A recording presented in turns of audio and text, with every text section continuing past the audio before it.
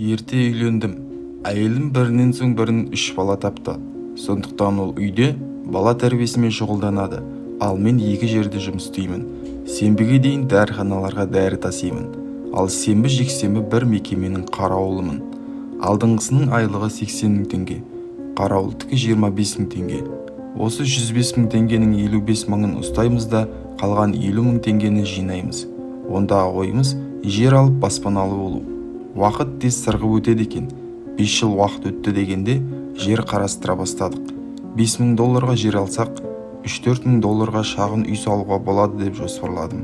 Айтқандай біз Алматының сыртында дачада тұрамыз. Ол алыс туысқан әпкемдікі.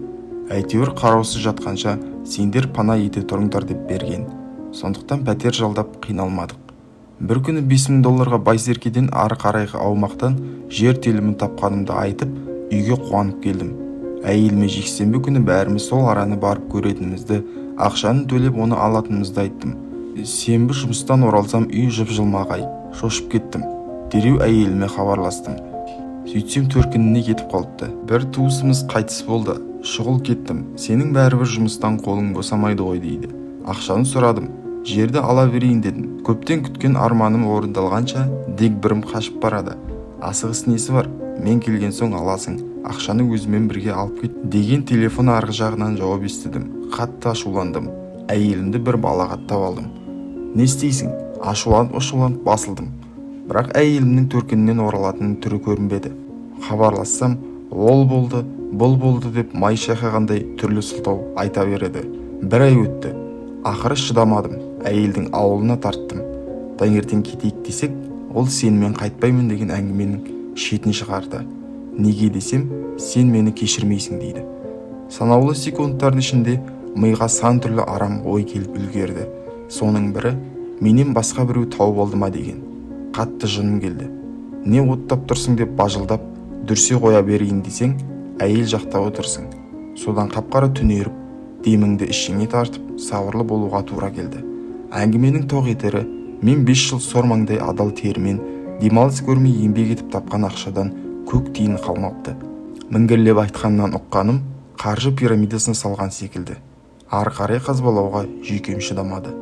Шіреніп тұрып есікті бір теуіп, кеудені кернеген бар ашуды балағатпен сыртқа шығарып, ауыл шетіндегі такси тұратын жаққа қарай тарттым. Бір аптадан соң әйелім хабарласты. Не істейміз, ажырасамыз ба, сотқа арыз жазайын ба дейді.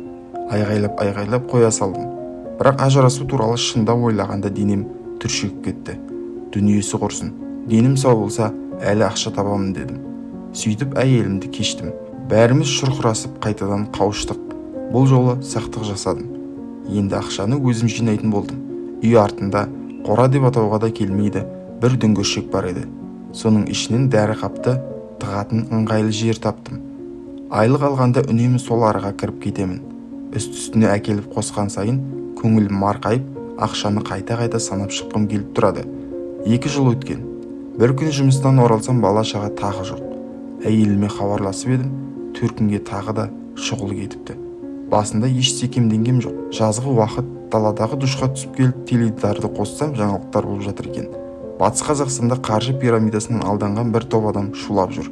Сол кезде қатынның ызасы есіме түсіп кетпесі бар ма? Дөңгіршектегі ақша есіме түскенде бірер минут ауа жетпей тұрып қалдым. Содан соң ақша тұрған жерге қарай жүгірдім. Дәріқап сыртта ақтарылып жатыр. Ішінде түк жоқ. Қайтадан үйге қарай жүгірдім. Телефонға ұмтылдым. Әйелім ештеңе білмеймін. Сенің қай араға ақша тығып жүргеніңді қайдан білемін деп ант су ішіп жатыр. Сенбеймін деймін. Сенсің деп айқайладым. Қасқырдың аузы жесе де қан, жемесе де қан деп зарлап қоя берді ол. Ақыры әңгіме тағы ажырасуға келіп тірелді. Тағы да мен отбасымды қимай қалдым. Шынымен де дәлел жоқ, бірақ қатты шаршадым. Демалыссыз жұмыс істегеннен шығар. Содан әйеліме қарауылдықты доғаратынымды айттым. Бұл шешімімнің зайыбыма әсері мені қатты таңғалдырды. Ол шошып, шатынап кетті. Осылай қашанға дейін жүре береміз дейді. Мен демалыссыз азып тозып кеттім ғой десем, маған не қыл дейсің, қайыршы боп туған өзіңнен көр деп қарап отыр. Бұл сөз өңмеңнен өтті. Бірақ тағдырға қарсы шара бар ма? Бәрібір қарауылдың жұмысына шықпай қойдым. Сөйтіп едім, сенбі жексенбі мен жұмыс істеймін деген әңгіме шықты. у-шу бала-шағадан қарауылым дұрыс па деп қалдым. Балалармен үйде қалған күндері әйеліме жаным аши бастады. Бірақ бәрі бекер екен. Сенбі жексенбі уборка жасайды байлардың үйінде. Сонысы бәле болды. Сондай өмірді аңсап миымды жейтін шығарды. Ол арман мүмкін емес нәрсе дедім. Бірақ сөз ұқпайды. Сол байдың әйелінің киімін, общым шығарып тастаған қоқыр-соқырын үйге тасыды. Осымен қоятын шығар деп жүргем. Бір күні сен жұмыс істемей-ақ қой дей салды. Маған 250 мың теңге төлеймін деп отыр олар. Ал сен үйде балаларға қара дейді. Өзім шаршап жүргенмін. Басшылықпен де жиі ұрсысамын. Айлықтан да кесіп жүр. Содан кейін бұл ұсынысқа келістім. Бірақ әйелден айырылып тындым. Сол үйдің көлік жүргізушісімен көңіл қосып, тайып қойыпты. Бұған біреу сенер, біреу сенбес. 30-дан асар аспас осылайша жалғызбасты әке болып қалдым. Ең бірінші әлгі байдың үйінің сыртын тоқпақтадым. Әйелімді тауып беріңдер деймін. Олар полиция шақыртып салып жіберді. Кезекші полицейдің біріне басымдағы жағдайды айтып, оған әрең сендіріп, ол арадан кеш қарая үйіме қайттым. Енді әлгі үйдің телефон нөмірін тауып алдым. Әйел алды. Өте әдепті, аса сабырлы болуға тырыстым. Ол ұзақ сөйледі. Сөйтсе біздің қатын сыртқа шықпай тұншығып жүрген екен. Әлгі үйдегі барлық еркек атаулымен көңіл көтергенге ұқсайды. Ал жүргізуші сол үйдің қожайынның алыс туысқан екен. Шөпшегеді, болмай қалған адам дейді. Бұл әңгімелерді тыңдап болған соң, егер ол болмай қалған адам болса, біздікі мені қойшы, 3 баланы неге қиып тастап кетеді? Ақылға сыймайды ғой деп сұрақ қойдым. Сол кезде көп оқыған әйел секілді маған жуату сөздер айтты. Қуды қу, сұмды сұм табады. Екеуі де алаяқтыққа бейім адамдар. Оларды қосқан осы нәрсе шығар. Ал сен жақсы азаматсың. Одан да жақсы жарға лайықсың.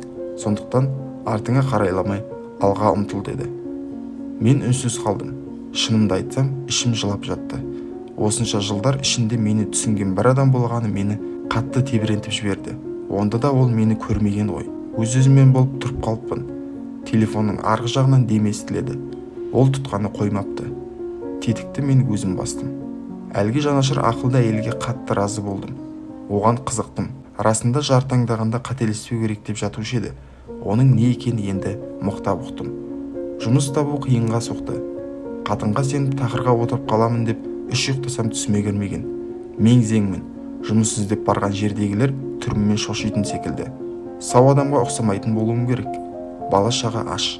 Әке-шешемнен ерте айырылғанмын. Жалғыз әпкем Көкшетауда тұрады. Оған хабарласқанмен не пайда? Өстіп жүргенде байдың үйіндегі әйел қоңырау шалды. Әйелің оралды ма деп сұрады. Жоқ дедім. Содан әйеліңнің жұмыс істегеннен жарты ақшасы қалған. Соны алып кетсеңіз деді. Бұған қуанып қалдым. Қолыма 80 мың теңге тиді. Сыртқы қақпаға жақындай бергенде қожайын кілт тоқтатты. Жұмыс таптың ба дейді. Мына телефонға күйеуіме хабарлас. Үйге жақсы көңіл күймен оралдым. Жұмыс іздеп әбден шаршап кеттім. Үлкен қызым 6-да, ортаншысы 3-те, бәрінің қиыны кенжесі 1,5-да. Апыл-тапыл жүріп жүр. Не керек сырттарынан бекіттім де барлық жауапкершілікті үлкенге артып жұмысқа жөнелдім. Кешке келсем улап-шулап қалар салды. Сағынып қалыпты. Мен де жанымды шүберекке түйіп келгем. Жұмысым ыңғайлы, қаңылдардан түрлі зат жасаймыз. Бір күні еден жуатын қыз жылап отыр. Онсыз да өзімнің көңіл күйім жоқ. Біреудің жайын сұрауға құлық соқпайды. Бірақ Құдайдан қорықтым. 3 балапаныма көз қырын салып жүр. Мен де жаным мұқалған адамға хал қадірімше медеу болайын дедім. Сөйтсем баратын жер жоқ екен. Қырғызстаннан келген. Көші-қон полициясы мазалайтын көрінеді. Ал пәтер иесіне олайша мазалап келетіндер ұнамайды. Не керек, үйге бірге алып кеттім. Ақыры ол үйде қалды. Жақсы әйел бола ала ма, алмай ма, алда уақыт көрсете жатар. Ал мен тағы ақша жинап жатырмын. Баяғы жер алып үй салсам ба деген дәмемен.